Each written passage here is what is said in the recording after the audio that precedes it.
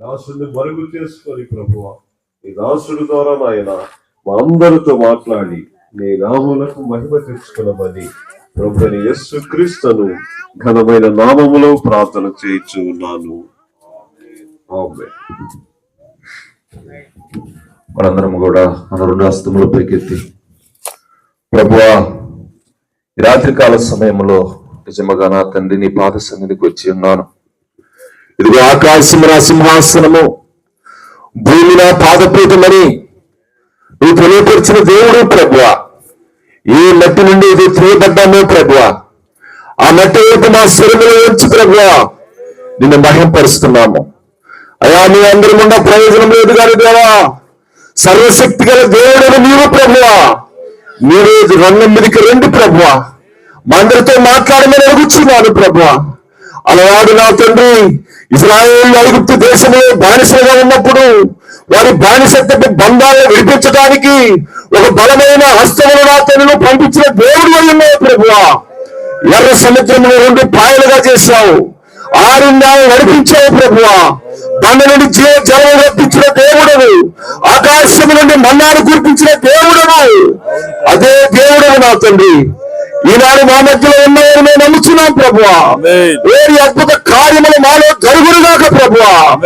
నిత్యముగా నా తండ్రి నీవే రాత్రి మా అందరితో మాట్లాడమని అడుగుతున్నాం ప్రభువా. హల్లెలూయా హల్లెలూయా హల్లెలూయా హల్లెలూయా. సిలువే నాకు శరణము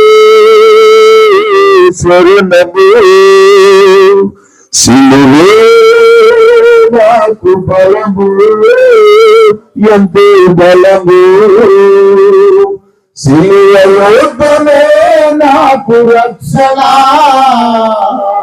ఆ సిలువే నాకు ఆదరణ, సిలువ యొద్దనే నాకు రక్షణ,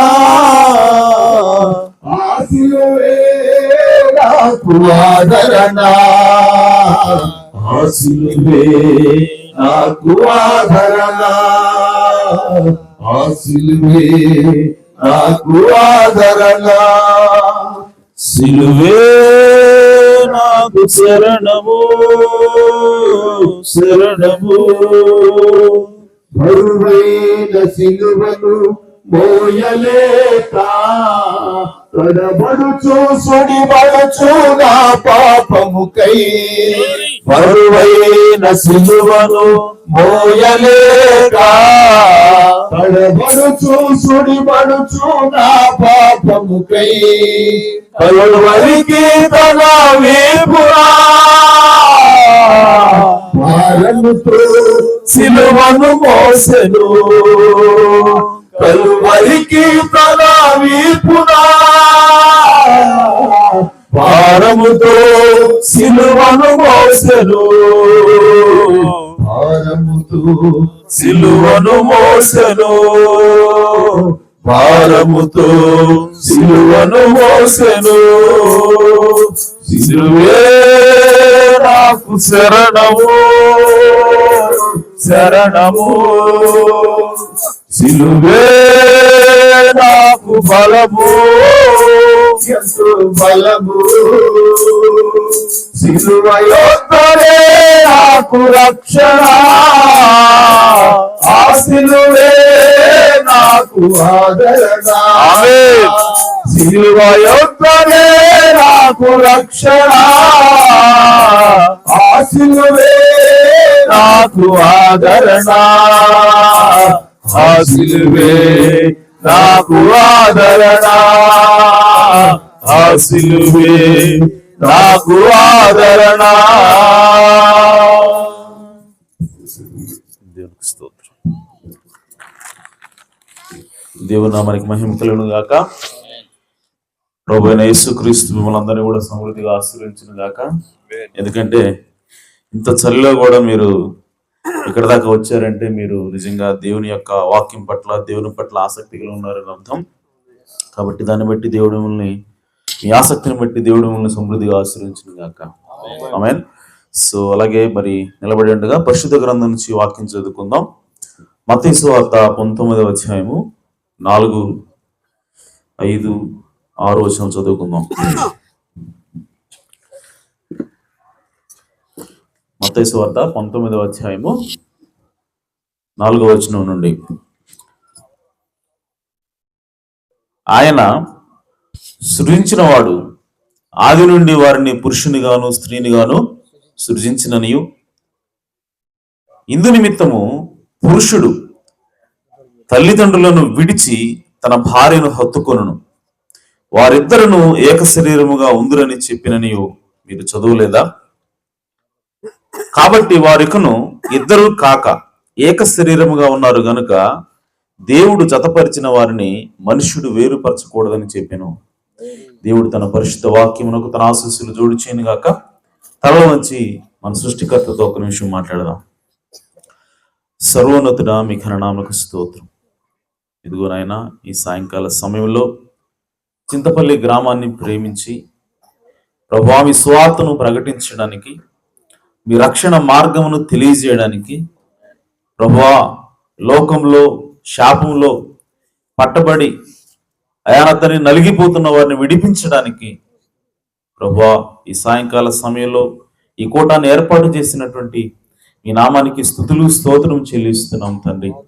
ఇదిగో ప్రభువా ఈ సమయంలో అయా మరి మీ ఎడల ఆసక్తి కలిగిన వారు, మీ యందు ప్రభువా విశ్వాసం ఉంచిన వారు తండ్రి, వాక్యమును వినడానికి, అలాగే మిమ్మల్ని స్తుతించడానికి, ఘనపరచడానికి, ప్రభువా మీ ఎడల వరకు ఉన్నటువంటి కృతజ్ఞతను తెలియజేయడానికి ప్రభువా చలిని కూడా లెక్క చేయకుండా ఇక్కడికి వచ్చి ఉన్నారు తండ్రి. నిశ్చయముగా వారిని దీవించమని ప్రార్థిస్తున్నాను. అలాగే తండ్రి ఇదిగో ప్రభువా చదువుకున్న వాక్య భాగం నుండి ప్రభువా మీరే మాతో మాట్లాడండి. ఎందుకంటే ఇక నిలబడిన నేను కేవలం నిమిత్త మాత్రుని, ఒక మనిషిని ప్రభువా. నేను మాట్లాడితే ఎలాంటి ప్రయోజనం ప్రభువా వీళ్ళకి కలగదు, కానీ నీవు మాట్లాడితే వీళ్ళు బ్రతుకుతారు ప్రభువా. నీవు మాట్లాడితే మేము జీవించబడతాం ప్రభువా. నీవు మాట్లాడితే మా హృదయాలు మారతాయి ప్రభువా, మా జీవితాలు మారతాయి ప్రభువా. కనుక మీరే రంగం మీదకి రండి. అల్పుడును అయోగ్యుని నన్ను మరుగు చేసుకునండి. అయ్యా మా అందరితో మీరే మాట్లాడమని కృప చూపమని మా ప్రభువును రక్షకుడునైనా యేసుక్రీస్తు నామములో ప్రార్థించడి వేడుకుంటున్నాను పరమ తండ్రి. ఆమేన్, ఆమేన్. దయచేసి కూర్చోవచ్చు. హల్లెలూయా. చాలా సంతోషం. మరి ఇంటి రీతిగా మరొకసారి యేసుక్రీస్తు వాక్యం చుట్టూ మనందరం కూడా చేరి ఈ విధంగా సహవాసం చేయటం నిజంగా గొప్ప ధన్యత అయినది. ఎందుకంటే ఈ లోకంలో ప్రతి మనిషిని మాట అబద్ధం, కానీ నా మాట సత్యమని యేసు చెప్పాడు. ఆమేన్. సో కాబట్టి మనం అటువంటి సత్యమైనటువంటి వాక్యాన్ని, మాటల్ని వినడానికి ఇక్కడికి వచ్చి ఉన్నాం.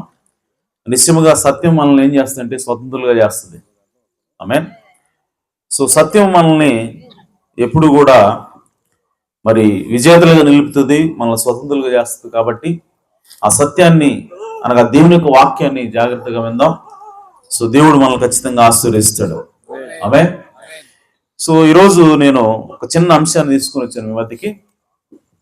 ఈరోజు అంశం ఏంటంటే, ఇది ప్రతి కుటుంబంలో కూడా, దాదాపు ప్రతి కుటుంబం, ఆమె సో ప్రతి కుటుంబం అని చెప్పను, సో దాదాపు ప్రతి కుటుంబంలో కూడా ఉన్నటువంటి ఒక సమస్య. ఆమె సో ఆ సమస్యకి ఎవరు సమాధానం చెప్పగలరు అని అంటే, ఈ లోకంలో గొప్పవాళ్ళు చెప్పలేరు, జ్ఞానవంతులు చెప్పలేరు, సైంటిస్టులు చెప్పలేరు, కానీ ఆ ప్రతి సమస్యకి కూడా మన ఇంట్లో ఉన్నటువంటి ఏ సమస్యకైనా సరే పరిష్కారం చెప్పగలిగేది, దాన్ని విడమర్చి దాని యొక్క చిక్కుముడులు విప్పగలిగేది ఎవరు అని అంటే కేవలం దేవుడు మాత్రమే. ఆమేన్. కాబట్టి ఆ సమస్యకి బైబిల్ నుంచి మనం సమాధానం తెలుసుకోవాల్సిన అవసరం ఉంది. ఆమేన్. సో ఆ సమస్య ఏంటి అంటే, కుటుంబాల్లో మరి పెత్తనం ఎవరిది? ఆమేన్. సో కుటుంబం ఉంటే ఆ కుటుంబంలో ఎవరు పెత్తనం చేయాలి, కుటుంబంలో ఎవరెవరు ఉంటారు అని అంటే ముందు అసలు అది డిఫైన్ చేయాలి. కుటుంబం అంటే ఏంటో మనం డెఫినేషన్ ఇవ్వాలి, నిర్వచనం ఇవ్వాలి దానికి. ఓకే. సో దాని నుంచి మనము ఎవరి పాత్ర ఎలా ఉంటుంది, ఆ తర్వాత ఎవరి మీద పెత్తనం చేయాలి, ఎవరి మీద మరి పెత్తనం చేయకూడదు, ఇవన్నీ కూడా ఆటోమేటిక్గా మనకు వస్తాయి. ఆమేన్. అయితే ఈరోజు నేను దేని గురించి మాట్లాడుతున్నానంటే, ఇక్కడ చిన్న మాట తీసుకుంటున్నాను. అదేంటంటే, 5వ వచనంలో, ఇందు నిమిత్తము పురుషుడు తల్లిదండ్రులను విడిచి తన భార్యను హత్తుకొనును. ఆమేన్. సో ఇక్కడ ఈ చిన్న మాటను తీసుకుంటున్నాను, తల్లిదండ్రులను విడిచిపెట్టుట. ఆమేన్. నా అంశం ఏంటంటే తల్లిదండ్రులను విడిచిపెట్టుట. కంగారు పడద్దు, భయపడద్దు. ఓకే. సో ఎవరైనా సరే తల్లిదండ్రులని హత్తుకొని ఉండాలని చెప్తారు, కానీ తల్లిదండ్రులను విడిచిపెట్టమని ఎవరు చెబుతాడని చెప్పి మీరు కంగారు పడద్దు. నేను తల్లిదండ్రులు విడిచిపెట్టమని బోధించడానికి ప్రయత్నం చేయట్లేదు, కానీ విడిచిపెట్టడం అంటే ఏంటో చెప్తున్నాను. ఆమేన్. సో విడిచిపెట్టమని చెప్పింది ఎవరు? నేను చెప్పట్లేదు. ఆమేన్. బైబిల్ చెప్తా ఉంది, ఏమంటున్నాడంటే ఇందు నిమిత్తము పురుషుడు తల్లిదండ్రులను విడిచి తన భార్యను హత్తుకొనును, వారిద్దరును ఏక శరీరముగా ఉందిరని చెప్పాను. ఆమేన్. సో ఈ మాటలు సెలవిస్తా ఉంది ఎవరంటే దేవుడు. ఆమేన్. సో ఎప్పుడు సెలవిచ్చాడు అని అంటే ఆది కాండంలో అవ్వాదం ఆయన ఏర్పాటు చేసినప్పుడే ఆయన ఏమంటాడంటే మీరు పురుషుడు ఓకే తన తల్లిదండ్రులను విడిచి భార్యను హత్తుకొనును అని చెప్పి అంటున్నాడు. ఇక్కడ పురుషుడు స్త్రీని హత్తుకొనును అని చెప్పొచ్చు కదా. ఆమేన్. వారిద్దరు ఏక శరీరంగా ఉంటారని చెప్పొచ్చు కదా. తల్లిదండ్రులు విడవమని చెప్పాల్సిన అవసరం ఏంటి? ఆమేన్. ప్రత్యేకంగా అంటే మనం భార్యను హత్తుకోవటం, ఏక శరీరంగా ఉండటం ఎంత ప్రాముఖ్యమో. ఆమేన్. సో తల్లిదండ్రులు విడవమన్నటువంటి ఆ మాట కూడా మనం పట్టించుకోవాలి. ఆమేన్. అలా చేసినప్పుడే మన యొక్క కుటుంబంలో పరిపూర్ణమైనటువంటి సంతోషం ఉంటుంది. ఆమేన్. అయితే తల్లిదండ్రులు విడిచిపెట్టడం అంటే ఏంటి? ఇది ఇప్పుడు అసలు సమస్య. ఆమేన్. సో తల్లిదండ్రులు విడిచిపెట్టడం అంటే వాళ్ళని పట్టించుకోకుండా, వాళ్ళకి ఆహారం ఇవ్వకుండా, వాళ్ళు ముసలితనంలో వాళ్ళ పనులు వాళ్ళు చేసుకోలేనప్పుడు వాళ్ళని పట్టించుకోకుండా, వాళ్ళకి ఆహారం ఇవ్వకుండా, లేదంటే వాళ్ళకి హాస్పిటల్ కోసం అయితే హాస్పిటల్ తీసుకెళ్లకుండా, వాళ్ళ యొక్క బాగోగులు చూసుకోకుండా వాళ్ళని విడిచిపెట్టి వాళ్ళని దూరంగా ఉంచి వాళ్ళ యొక్క బాగోగులు చూడకుండా మీరు మీ ఇష్టం వచ్చినట్టుగా మీరిద్దరు ఏకంగా ఉండమని చెప్పేదని అర్థం. ఆమేన్. కాదండి. ఆమేన్. ఎందుకనంటే బైబిల్ స్పష్టంగా చెప్తా ఉంది ఇంకో చోట. ఆమేన్. మార్కు సువార్త 7వ అధ్యాయం 10వ వచనంలో నీ తల్లిదండ్రులను ఘనపరచవలనని. ఆమేన్. విడిచిపెట్టమని చెప్పిన అదే వాక్యము ఇంకో చోట ఏం చెప్తా ఉంది? నీ తల్లిదండ్రులను ఘనపరచవలనని, తండ్రినైనను తల్లినైనను దూషించువానికి మరణశిక్ష విధించవలనని మోషే చెప్పాను కదా. హల్లెలూయా. సో కాబట్టి ప్రియ సోదరి సోదరా, తల్లిదండ్రులను విడిచిపెట్టడం అంటే వాళ్ళని వాళ్ళ బాగోగులు చూడొద్దని కాదు, వాళ్ళని హీనంగా చూడమని కాదు. ఆమేన్. వాళ్ళని దూషించమని కాదు. విడిచిపెట్టడం అంటే వేరే ఉంది. ఆమేన్. సో విడిచిపెట్టడం అంటే వాళ్ళని దూషించమని కాదు, విడిచిపెట్టడం అంటే వాళ్ళ బాగోగులు చూడొద్దని కాదు. ఎందుకంటే బైబిల్ స్పష్టంగా చెప్తా ఉంది నీ తల్లిని తండ్రిని ఘనపరచాలి. తల్లిని తండ్రిని ఘనపరచడం అంటే ఏంటండి? పెద్ద మహారాజా కుర్చీ వేసి ఆమేన్ వాళ్ళని కూర్చోబెట్టి శాలువ చెప్పి దండలేసి సన్మానించడమా? సత్కరించడం అంటే? ఆమేన్. సో సత్కరించడం అంటే అర్థం ఏంటి? ఘనపరచడం అంటే అర్థం ఏంటి అంటే వాళ్ళకి కావాల్సినటువంటి అవసరాలను తీర్చడమే ఘనపరచడమైనది. ఆమేన్. వాళ్ళు వృద్ధాప్యంలోకి వచ్చినప్పుడు వాళ్ళ పనులు వాళ్ళు చేసుకోలేనప్పుడు ఆమేన్ కుమారులుగా కుమార్తెలుగా మనకి ఆ బాధ్యతను దేవుడు ఇస్తా ఉన్నాడు. ఆమేన్. సో కాబట్టి తల్లిదండ్రులను విడిచిపెట్టడం అంటే వాళ్ళని బాగోగులు చూసుకోకూడదని కాదు, విడిచిపెట్టడం అంటే ఏంటో నేను తర్వాత మాట్లాడతాను. ఆమేన్. అయితే ప్రియ సోదరి సోదరులారా, మన తల్లిదండ్రులు మనము ఘనపరచాలి. వాళ్ళని వృద్ధాప్యంలో ఉన్నప్పుడు వాళ్ళని మనము చూసుకోవాలని బైబిల్ స్పష్టంగా తెలియజేస్తా ఉంది. ఆమేన్. ఇంకా బైబిల్ ఏం చెప్తా ఉంది అంటే మార్కు సువార్త 11వ వచనం మళ్ళీ అయినను మీరు ఒకడు తన తండ్రినైనను తల్లినైనను చూచి నా వలన నీకు ప్రయోజనమగునది ఏదో అది కొర్బాను అనగా దేవార్పితమని చెప్పిన ఎడల తన తండ్రికైనను తల్లికైనను వానిని ఏమీ చేయనీక ఆమేన్ మీరు నియమించిన మీ పారంపర్యాచారము వలన దేవుని వాక్యమును నిరర్ధకము చేయుదురు, ఇటువంటివి అనేకములు మీరు చేయుదురని చెప్పాను. ఆమేన్. ఇక్కడ యేసు ప్రభు శాస్త్రుల పరిశీలనతో మాట్లాడుతున్నాడు. ఆయన ఈ భూమి మీద ఉన్నప్పుడు ఆయన ఏమంటున్నాడంటే ఆయన శిష్యులు వచ్చి కాలు చేతులు కడుక్కోకుండా భోజనం చేస్తున్నారు. వాళ్ళు శాస్త్ర పరిశీలన చూశారు ఆ విషయం. ఇదేందయా మన పూర్వీకులు చెప్పారు కదా, ఏదైనా సరే ఆహార పదార్థాలు తినేటప్పుడు తినే ముందు కాళ్ళు చేతులు కడుక్కోమని చెప్పారు కదా. మరి మన పెద్దలు చెప్పేటటువంటి కట్టడలు మీరు ఎందుకు పాటించట్లేదు, చేతులు కాళ్ళు కడుక్కోవట్లేదు ఏంది మీరు అని చెప్పి వాళ్ళని అడిగినప్పుడు యేసుక్రీస్తు సమాధానం చెప్తా ఉన్నాడు. ఆమేన్. ఒరే అబ్బాయి, మీరు పెద్దల పారంపర్యాచారాలని చెప్తున్నారు, పెద్దలు నియమించిన కట్టడలని చెబుతా ఉన్నారు, వాటిని పాటించడం కోసం ఆమేన్ దేవుని వాక్యాన్ని నిరర్ధకం చేస్తా ఉన్నారు. దేవుని వాక్యాన్ని మీరి, దేవుని వాక్యం కంటే కూడా మీరు మీ పెద్దల పారంపర్యాచారాలని, మీ పెద్దలు చెప్పిన మాటకు ఎక్కువ విలువిస్తా ఉన్నారు. ఏంటి ఆ విలువ, ఏంటి ఆ పెద్దలకి ఇస్తున్నటువంటి ప్రాధాన్యత, వాళ్ళ మాటలకి వాళ్ళ కట్టడలు ఏంటి అని అంటే, పెద్దలు ఏమి నియమించారంట చూడండి. అయినను మీరు ఒకడు తన తండ్రినైనను తల్లినైనను చూచి నా వలన నీకు ప్రయోజనమగునది ఏదో అది కొర్బాను. కొర్బాను అనగా అర్థం ఏంటంటే దేవునికి గిఫ్ట్ ఇవ్వడం అండి, దేవునికి బహుమానంగా ఒకదాన్ని సమర్పించటం, దాన్ని కొర్బాను అంటారు. ఇవి యాక్చువల్గా లెవిటికల్ లాస్ లో ఉన్నాయి. ఓకే, సంఖ్యాకాండము, లేవీకాండం, వీటిలో మోషే వాళ్ళకి ఆల్రెడీ కట్టలు ఇచ్చాడు. ఏదైనా సరే ఒక వ్యక్తి వచ్చి ఇదిగో పలానా గొర్రె పిల్లల్ని దేవుడికి ఇస్తా అని చెప్పి మొక్కుకుంటే ఆ గొర్రె పిల్లల్ని అతను వాడుకోకూడదు, దాన్ని అమ్మకూడదు, అది దేవునికి సమర్పించాలా. లేదంటే ఒక స్థలాన్ని, ఒక ఇంటిని దేవుడికి సమర్పిస్తానని చెప్పి నువ్వు మొక్కుకుంటే అది దేవునికి కొర్బాన్ అవుతుంది. ఆమేన్. సో దానిని దేనికి కూడా వాడకూడదు అని లేవీకాండంలో అలాగే సంఖ్యాకాండంలో మోషే ద్వారా దేవుడు కొన్ని ఆజ్ఞలు ఇచ్చాడు.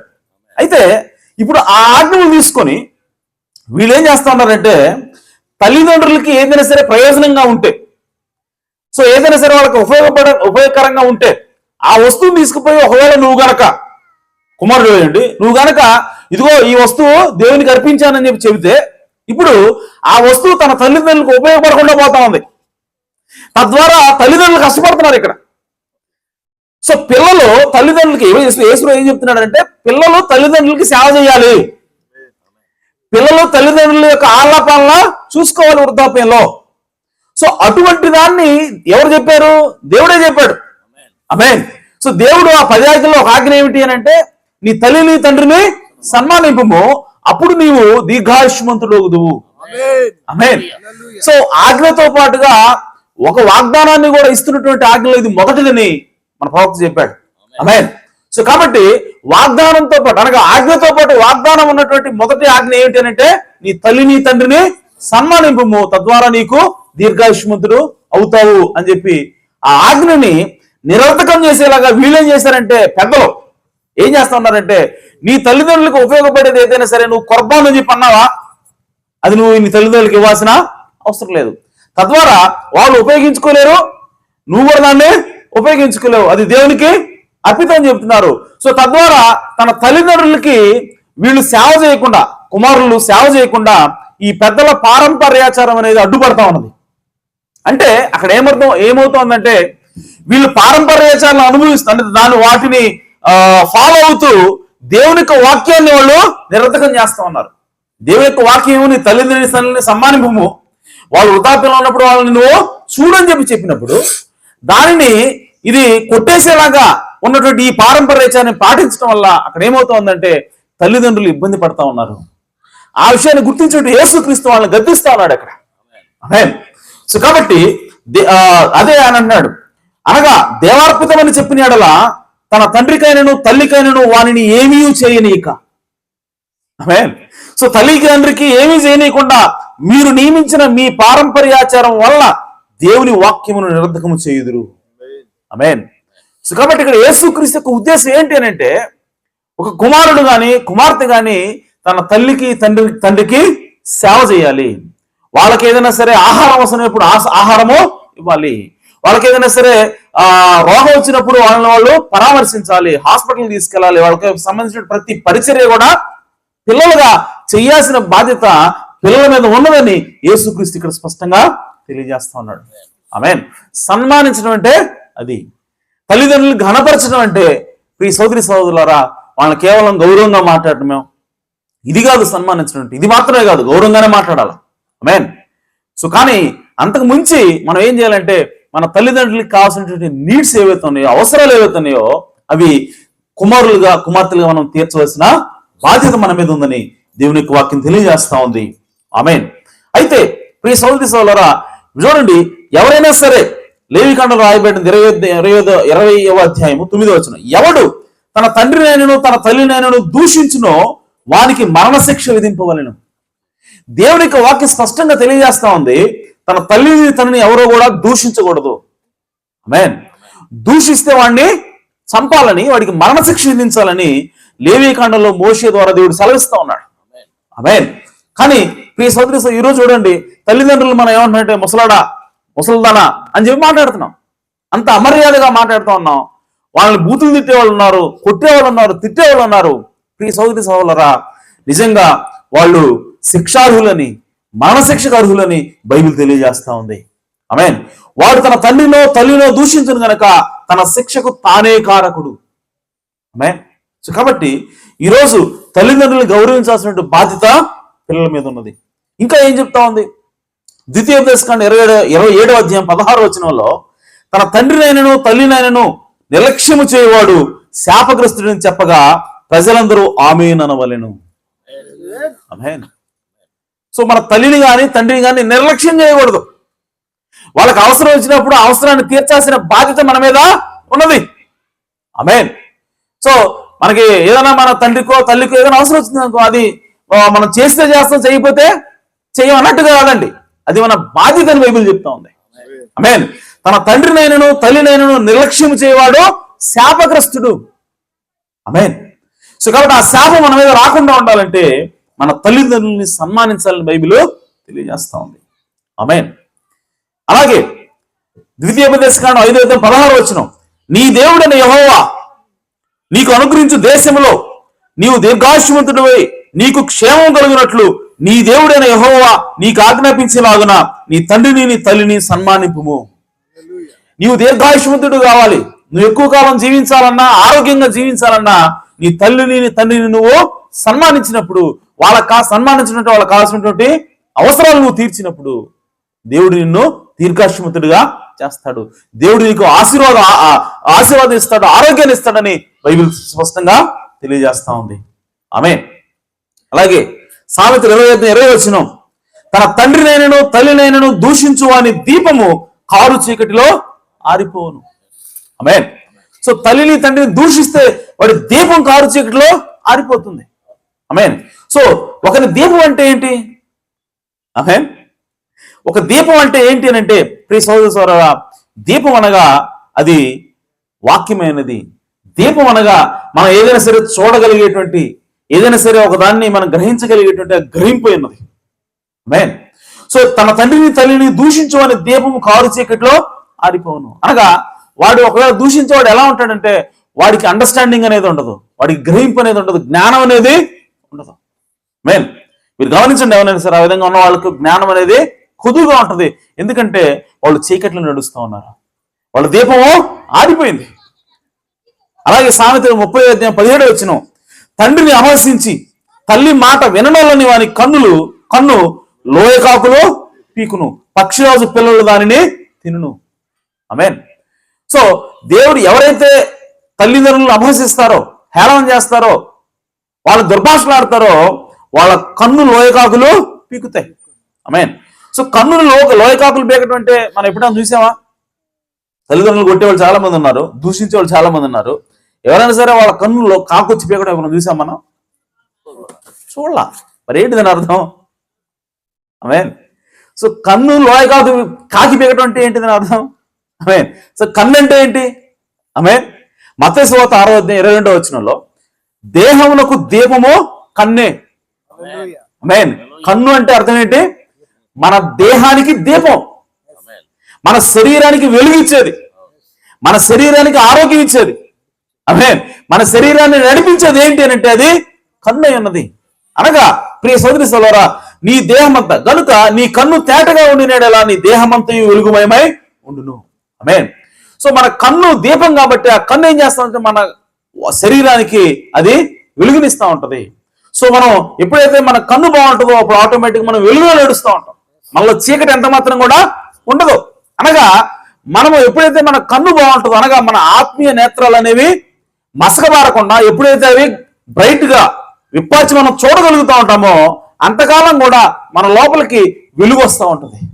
అనగా దేవుని యొక్క వాక్యము వస్తూ ఉంటుంది, దేవుని యొక్క జ్ఞానం మనకి వస్తూ ఉంటుంది, దేవుని యొక్క అండర్స్టాండింగ్ మనకి వస్తూ ఉంటుంది. కాబట్టి మనం జ్ఞానం గలవారిగా ఉంటాము. ఆమేన్. సో కాబట్టి లోయగాకి పీకటం అంటే అర్థం ఏంటంటే, ఎవరైతే తల్లిదండ్రులు దూషిస్తారో వాళ్ళు అజ్ఞానులుగా మిగిలిపోతారు, వాళ్ళు ఆశీర్వాదాన్ని పొందుకోరు, వాళ్ళు ఎదగలేరని బైబిల్ స్పష్టంగా తెలియజేస్తా ఉంది. ఆమేన్. నీ కన్ను చెడినదైతే, మత్తయి 6:23 నీ కన్ను చెడినదైతే నీ దేహమంతయు చీకటిమయమై ఉండును, నీలోనున్న వెలుగు చీకటి అయి ఉండిన యెడల ఆ చీకటి ఎంతో గొప్పది. ఆమేన్. సో కన్ను ద్వారానే మనకి వెలుగు వస్తా ఉంది. అనగా కన్ను అనగా అది ఆత్మీయ నేత్రాలు. సో అవి చూడగలిగేటువంటి వాక్యాన్ని, అనగా వెలుగనగా వాక్యం, ఆ వాక్యాన్ని మనం చూడగలిగేటువంటి సామర్థ్యాన్ని ఇచ్చేది ఏంటంటే మన ఆత్మీయ నేత్రాలు అయి ఉన్నాయి. సో తల్లిదండ్రుల్ని దూషించే వాళ్ళ యొక్క ఆత్మీయ నేత్రాలు మూయబడతాయి. కాబట్టి దేవుని యొక్క మాటలు, దేవుని యొక్క జ్ఞానం వాళ్ళు పొందుకోలేరు. వాళ్ళు ఎప్పుడు కూడా చీకటిలోనే తచ్చాడుతూ ఉంటారు, గోదాడుతూ ఉంటారు. వాళ్ళు ఇటు వెళ్తూ ఉంటారు, వాళ్ళకి తెలియదు. వాళ్ళ జీవితంలో ఆశీర్వాదాలు అనేవి ఉండవు. వాళ్ళు ఎప్పుడు కూడా చెడుతనంలోనే జీవిస్తారు. ఇందాక సహోదరుడు చెప్పాడు చక్కగా, ఆశీర్వాదం అనగా చెడుతనం నుంచి విసర్జించుటే, చెడుతనం నుంచి బయటకి రావటమే ఆశీర్వాదమైనది. ఆమేన్. అలాగే కీర్తన 119:105 నీ వాక్యము నా పాదములకు దీపమైనది. ఆమేన్. సో కన్ను దీపమైనది, వాక్యం కూడా దీపమైనది. ఆమేన్. సో కాబట్టి మన దేహానికి కన్ను ఏమిటంటే వాక్యమైనది. ఆమేన్. సో అలాగే మనకు కూడా వెలుగునిచ్చేది ఏంటి అని అంటే అది వాక్యమైనది. సో కాబట్టి ఒక రకంగా చెప్పాలంటే కన్ను అనగా అది వాక్యమైనది. ఆమేన్. అనగా గ్రహింపోయినది, దేవుని యొక్క మాటలను గ్రహించే శక్తి. ఆమేన్. సో కాబట్టి ప్రియ సోదరి సోదరులారా, మనము మన తల్లిదండ్రుల్ని గౌరవంగా మాట్లాడాలి, మన తల్లిదండ్రుల్ని సన్మానించాలి, వాళ్ళకి ఏది అవసరమో అవి మనం తీర్చాలని బైబిల్ తెలియజేస్తా ఉంది. ఆమేన్. యెహోవా యందు సామెతలు 2:5 యెహోవా యందు భయభక్తులు కలిగినట ఎట్టిదో నీవు గ్రహించదువు, దేవుని గురించిన విజ్ఞానము నీకు లభించును. ఎప్పుడంట? అదే 2:1 చెప్తున్నాడు, నా కుమారుడా నీవు నా మాటలను అంగీకరించి నా ఆజ్ఞలను నీ యొద్ద దాచుకుని ఎడల. ఆమేన్. నా మాటలను అంగీకరించి, నా మాటలు అనగా వెలుగు అన్నవి. దేవుని యొక్క మాట ఏంటి? వెలుగు అన్నది. ఆ వెలుగుని నువ్వు అంగీకరించినప్పుడు, ఆయన ఆజ్ఞలను నీ యొద్ద దాచుకున్నప్పుడు నీకేమవుతుందంట? యెహోవా యందు భయభక్తులు కలిగినట ఎట్టిదో నీవు గ్రహించదు, ఈ గ్రహింపు వస్తుంది. ఆమేన్. అలాగే దేవుని గురించిన విజ్ఞానం నీకు లభించును. ఆమేన్.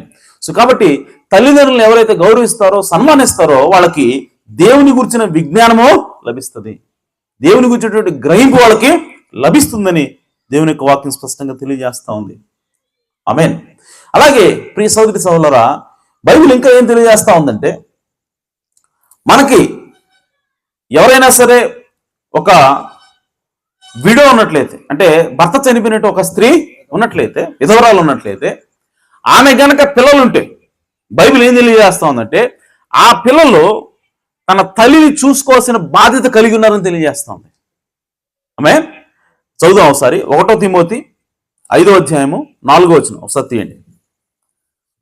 తిమోతి రాసిన మొదటి పత్రిక 5:4.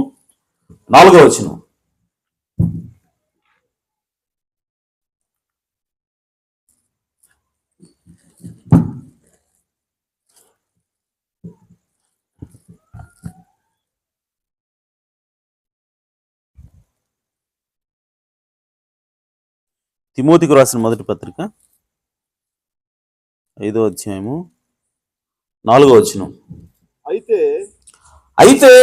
ఏ విధవరాలికైనను పిల్లలు గాని మనవళ్ళు గాని ఉండిన యెడల వీరంటే ఎవరు? ఆ పిల్లలు లేదంట మనవాళ్ళు. ఆమేన్. వీరు మొదట తమ ఇంటివారి ఎడల భక్తి కనపరచుటకును తమ తల్లిదండ్రులకు ప్రత్యుపకారము చేయుటకు నేర్చుకునవలెను. హల్లెలూయా. సో ఇప్పుడు ఒక స్త్రీ ఉన్నది, ఆమె ఒక విధవరాలై ఉంది. ఇప్పుడు ఆమెని సంఘం ఆదరించాలా వద్దా? అనే క్వశ్చన్ వచ్చింది. ఆమె ఒక స్త్రీ ఉంది, సంఘంలో ఆమె భక్తి చేస్తా ఉంది. అయితే సడన్ గా తన భర్త చనిపోయాడు. అయితే ఆమెకి పిల్లలు ఉన్నారు, మనవలు కూడా ఉన్నారు. అయితే ఇప్పుడు అటువంటి విధవరాల విషయంలో సంఘం ఏం చేయాలి? సంఘం ఆమెకి సహాయం చేయాలా, సహాయం చేయకూడదా, లేదంటే ఏంటి ఆమె సంగతి ఏంటి అని చెప్పి క్వశ్చన్ వచ్చినప్పుడు పౌలు గారు తిమోతికి రాస్తూ ఆయన ఏమంటున్నాడంటే, అసలు సంఘం ఆమెను చూసుకునేదానికి ముందు,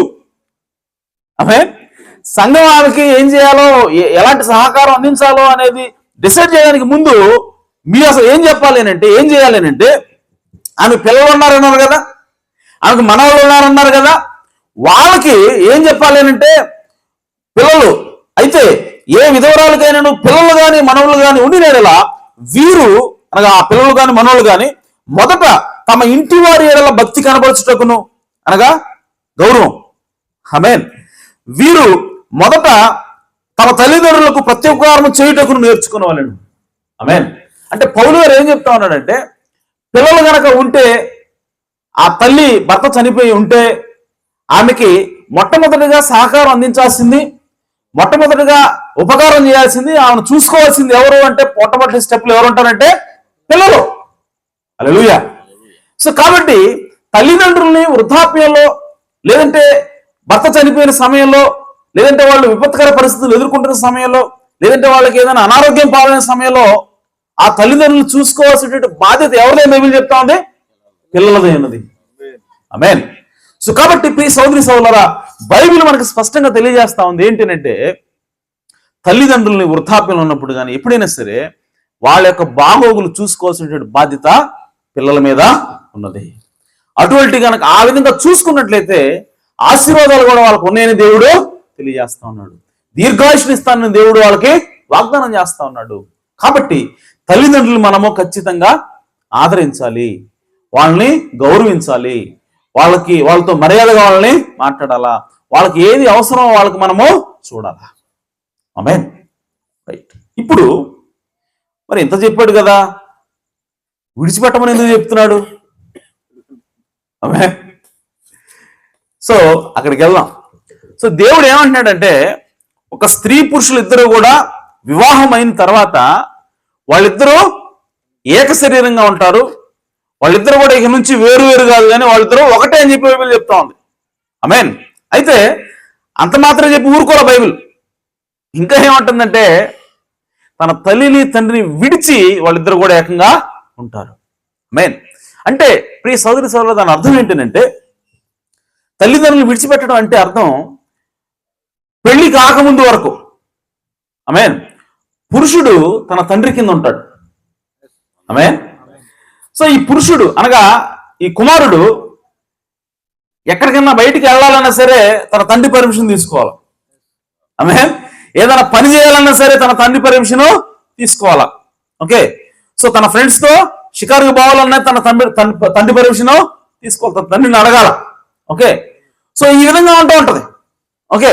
అయితే ఎప్పుడైతే వివాహం అయిందో, ఆమేన్, సో వివాహం అయిన దగ్గర నుంచి బైబిల్ ఏం చెప్తా ఉందనంటే, తన తల్లిదండ్రులు విడిచిపెట్టాలని బైబిల్ చెప్తా ఉంది. అంటే దాని అర్థం, ఇక నువ్వు తల్లిదండ్రుల యొక్క ఆధీనంలో, తల్లిదండ్రుల యొక్క అధికారం కింద నువ్వు ఉండవు. ఆమేన్. మీరు ఎప్పుడైనా సరే మీరు గమనించండి, పెళ్లి కాకముందు వరకు ఏం చేయాలన్నా సరే తండ్రిని అడిగేవాడు, ఇక పెళ్ళైన తర్వాత ఈ తండ్రిని అడగడేక. ఆమేన్. సో తల్లిని అడగడు. ఓకే. ఎవరి దగ్గరికి వెళ్తాడు? భార్య దగ్గరికి వెళ్తాడు. ఏదన్నా ఇంట్లో ఏం కూర చేయాలా, ఓకే, సో ఇంట్లో ఏం తీసుకురావాలి అన్ని ఎవరు అడుగుతూ ఉంటాడు? భార్యను అడుగుతూ ఉంటాడు. తల్లిని కానీ తండ్రిని కానీ ఇక అడగడు. ఎందుకనంటే అది దేవుడు ఆ విధంగా సృష్టించాడు. ఆమేన్. సో దేవుడు ఆ విధంగా ఆ ధర్మం పెట్టాడు. ఆమేన్. సో కాబట్టి తల్లిదండ్రులు విడిచిపెట్టడం అంటే అర్థం ఏంటంటే, పురుషుడు అంతకుముందు వరకు తండ్రి కింద ఉన్న పురుషుడు పెళ్ళైన తర్వాత అతడు స్వతంత్రంగా ఉంటాడు. ఆమేన్. అంటే దాని అర్థం ఏంటంటే, ఇప్పుడు పెళ్ళైన తర్వాత భర్త ఉంటాడు, భార్య, వీళ్ళిద్దరూ ఇప్పుడు ఒక కుటుంబంగా ఉంటా ఉన్నారు. ఆమేన్. సో కుటుంబం అంటే అర్థం ఏంటంటే, ఒక భార్య ఒక భర్త, వాళ్ళకి పిల్లలు పుడితే వాళ్ళందరూ వీళ్ళు కలిపితే ఒక కుటుంబం. ఆమేన్. సో ఇప్పుడు ఈ కుటుంబానికి యజమాని ఎవరు? అని అంటే ఒకప్పుడు కుమారుడుగా ఉన్నాడు, ఇప్పుడు భర్త అయినాడే వీడు. ఆమె సో ఇతను ఇప్పుడు యజమాని అయ్యాడు. అంతకుముందేమో కుమారుడు, ఒక అధికారం కింద ఉండేవాడు. ఎప్పుడైతే పెళ్ళైందో ఇప్పుడు ఇతను యజమానుడు అవుతా ఉన్నాడు. ఇప్పుడు అంతకుముందు వరకు ఎక్కడో పెరిగింది, వేరే ఎవరింట్లో ఉన్నది, ఇప్పుడు మన ఇంటికి వచ్చింది. ఆమె సో ఇప్పుడు ఏమవుతా ఉందంటే ఆ కుటుంబానికి యజమానురాలైంది. ఆమె సో అనగా ఈ కుటుంబం అనేటువంటి రాజ్యానికి రాజు ఎవరంటే భర్త అయితే రాణి ఎవరో భార్య. ఆమేన్. అయితే ప్రియ సోదరి సోదరులారా, ఇప్పుడు ఈ సూత్రం ఏదైతే ఉందో విడిచిపెట్టడం, తల్లిదండ్రుల్ని విడిచిపెట్టడం అనేటువంటి సూత్రాన్ని అర్థం చేసుకోకపోవటం వల్ల ఇప్పుడు అనేకమైనటువంటి సమస్యలు వస్తూ ఉన్నాయి. ఆమేన్. సో తల్లిదండ్రులు కావచ్చు, ఇంకెవరైనా సరే భర్త తరపు బంధువులు, ఓకే, వీళ్ళందరూ కూడా వచ్చి మా మాట ఎందుకు నువ్వు, ఆమేన్, మేము చెప్పినట్టు చేయాల్సిందే నువ్వు అని చెప్పి ఆ కుటుంబంలో ఉన్నటువంటి భార్యను బెదిరించే ప్రయత్నం చేస్తా ఉన్నారు. వాళ్ళ మీద పెత్తనం చేయాలని చూస్తున్నారు. ఆమేన్. అక్కడ సమస్య వస్తూ ఉంది. నేను గమనించింది అది, ఓకే, చాలా ఫ్యామిలీస్ లో ఉన్నటువంటి సమస్య ఏంటంటే ఎవరి అధికారాన్ని వాళ్ళు ఉపయోగించుకునేలాగా, వాళ్ళు ఎక్సర్సైజ్ చేసేలాగా మనం వాళ్ళకి స్వేచ్ఛనివ్వాలి. ఆమేన్. సో కాబట్టి నీ యొక్క పరిధి ఎంతవరకు అంటే నీ కుటుంబం వరకే. ఒక స్త్రీ ఉందంటే ప్రతి స్త్రీకి కూడా, పెళ్ళైన ప్రతి స్త్రీకి కూడా తన సామ్రాజ్యం ఉంటుంది. ఆమె ఎవరి సామ్రాజ్యం వాళ్ళకు ఉంది, అవునే కాదా? సో ఒక స్త్రీకి పెళ్ళైంది, ఓకే, ఆమె భర్త, ఆమె పిల్లలు, ఆమె సామ్రాజ్యం, ఓకే, ఆ సామ్రాజ్యానికి ఆమె రాణి. ఆమేన్. ఇప్పుడు ఏమొచ్చి ఆమేన్ తన తమ్ముడు, అన్నో, ఆమేన్, వాళ్ళ దగ్గరకు వచ్చి ఇది మా ఇల్లు, నేను చెప్పి నువ్వు చేయాల్సిందే అని చెప్పి వేరొకరు సామ్రాజ్యంలో పోయి నువ్వు వేలు పెడతానంటే అక్కడే సమస్య వస్తుంది. ఆమేన్. సో కాబట్టి ఒక స్త్రీకి 2 రాజ్యాలు ఉండవండి, 2 రాజ్యాలు, ఒకటే రాజ్యం ఉంటుంది. ఆమేన్. ఇది మీరు గ్రహించాలా, స్త్రీలుగా మీరు ముఖ్యంగా గ్రహించాలి. ఓకే. సో పురుషులతో పెద్దగా సమస్య రాదు, ఎందుకంటే వాడికి ఒక సామ్రాజ్యం ఉంటుంది. ఆమేన్. ఎందుకంటే పుట్టింది మొదలు చచ్చిపోయిన వరకు వాడు ఒకే ఇంట్లో ఉంటాడు. జాగ్రత్త గమనించండి. పురుషులతో ఎందుకు సమస్య రాదని చెప్తున్నానంటే వాడు పుట్టింది మొదలుకొని చచ్చిపోయేంత వరకు అదే ఇంట్లో ఉంటాడు. కానీ స్త్రీ అలా కాదు, ఒక ఇంట్లో పుడితే ఇంకొక ఇంట్లోకి వస్తుంది వచ్చి. ఆమేన్. సో కాబట్టి స్త్రీకి 2 ఇళ్ళు ఉంటాయి, కానీ ఒకటే రాజ్యం ఉంటుంది. ఆమేన్. 2 ఇళ్ళు ఉంటాయి, కానీ ఒకటే కుటుంబం ఉంటుంది. ఆమేన్. తన భర్త కుటుంబమే తన కుటుంబం. ఆమేన్. సో కాబట్టి ఈ విభజన రేఖ ఏదైతే ఉందో దాన్ని గ్రహించాలి ప్రతి స్త్రీ కూడా. ఓకే, నేను నా భర్త, నా పిల్లల మీదే అధికారిని, లేదంటే నా కుటుంబంలో నాకు ఒక స్థానం ఉంది, నేనే సరే నిర్ణయం తీసుకోవాలంటే నా కుటుంబంలో తీసుకోవాలి, అంతేగాని పక్క వాళ్ళ రాజ్యంలోకి నేను వెళ్ళకూడదు అన్నటువంటి గ్రహింపు ప్రతి స్త్రీకి కూడా ఉండాల. సో ఆ గ్రహింపు ఉన్నప్పుడు కుటుంబాలన్నీ కూడా ప్రశాంతంగా ఉంటాయి. ఆమేన్. సమస్యలు లేకుండా శాంతంగా ఉంటాయి. ఇవి నేను సొంత మాటలు చెప్పట్లేదండి, బైబిల్ చెప్తుందన్నమాట. ఆమేన్. ఎందుకంటే బైబిల్ ఏం చెప్తుందంటే ప్రతి పురుషుడికి కూడా శిరస్సు ఎవరు? క్రీస్తు. ఆమేన్. సో ప్రతి స్త్రీకి కూడా శిరస్సు ఎవరు? పురుషుడు. ఆమేన్. ప్రతి స్త్రీకి శిరస్సు పురుషుడు, ప్రతి పురుషుడికి శిరస్సు క్రీస్తు, క్రీస్తుకి శిరస్సు దేవుడు. ఆమేన్. సో కాబట్టి ఈ సోదరి సోదరులారా, ఒక కుటుంబం ఉందంటే ఆ కుటుంబంలో భర్త శిరస్సు అయితే, ఆమేన్, సో భార్య బాడీ లాగా, శరీరంలాగా ఉంటుంది. ఆమేన్. సోదరత పిల్లలు ఉంటారు. సో కాబట్టి ఇప్పుడు ఏం చేయాలంటే ఎవరి అధికారాన్ని వాళ్ళే ఉపయోగించుకోవాలి, ఎవరి కుటుంబంలో వాళ్ళే పెత్తనమో చేయాలి. ఆమేన్. ఇప్పుడు తల్లిదండ్రులు కూడా కొంతమంది వచ్చి, ఆమేన్, అవగాహన లేక వాళ్ళు ఏం చేస్తానంటే కోడలో నువ్వు నిన్నగా మొన్న వచ్చి నేను చెప్పుడు చేయాలా, నేను ఏ కూర అంటే ఆ కూర వండాలా, నేను కాకర వండమంటే వంకాయ ఎందుకు వండావు, గొడవ. ఆమేన్. ఎవరి కుటుంబం?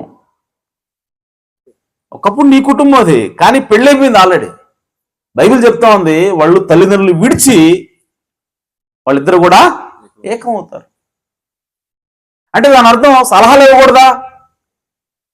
సలహాలు ఇవ్వచ్చు, ఆమేన్, తల్లిదండ్రుల వాళ్ళు జ్ఞానం, వాళ్ళకి ఎక్స్పీరియన్స్ ఉంటుంది కాబట్టి సలహాలు ఇవ్వచ్చు.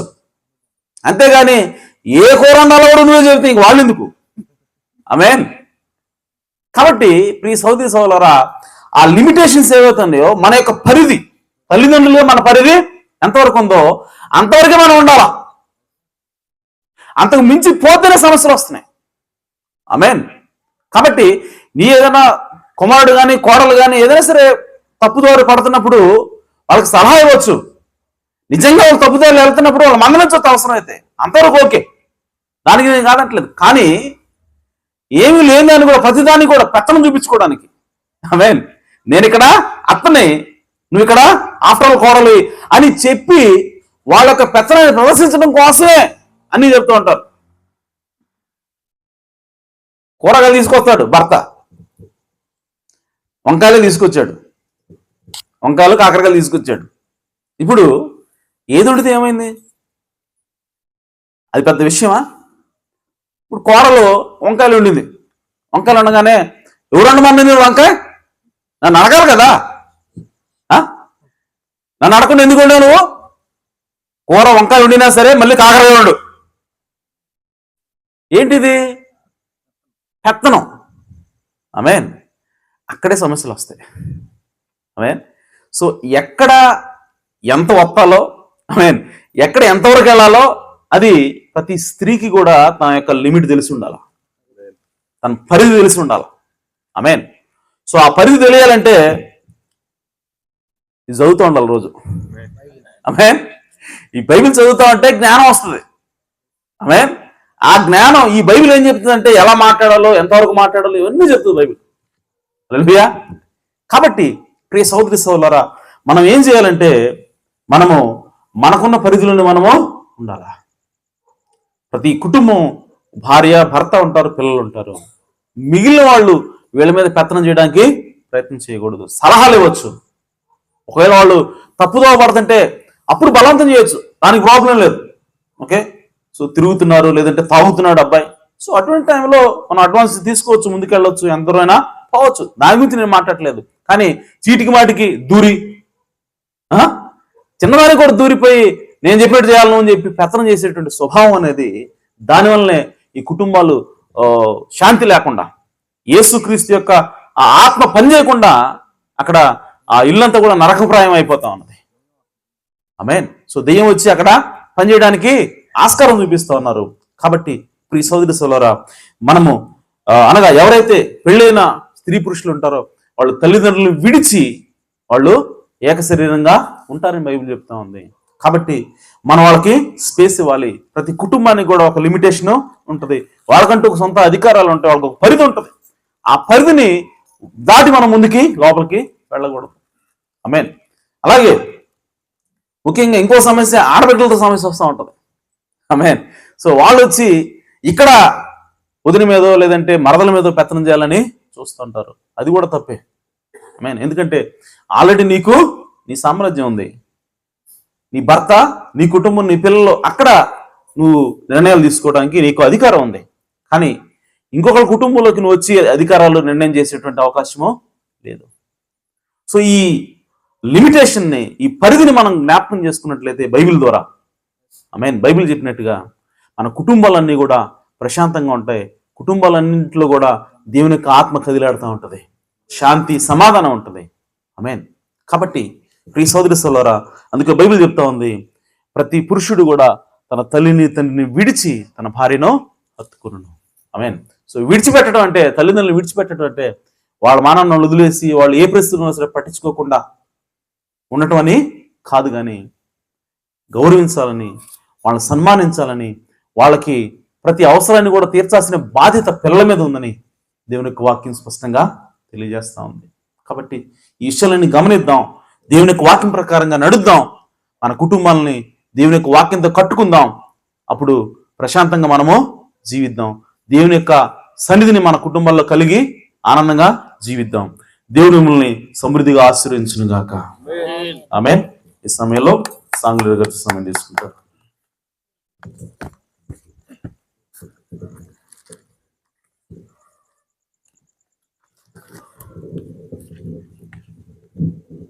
సరే మంచిది. ఈ సమయంలో మనందరం కూడా లేచి నిలబడినట్లయితే ఆరాధన తీసుకున్నాం.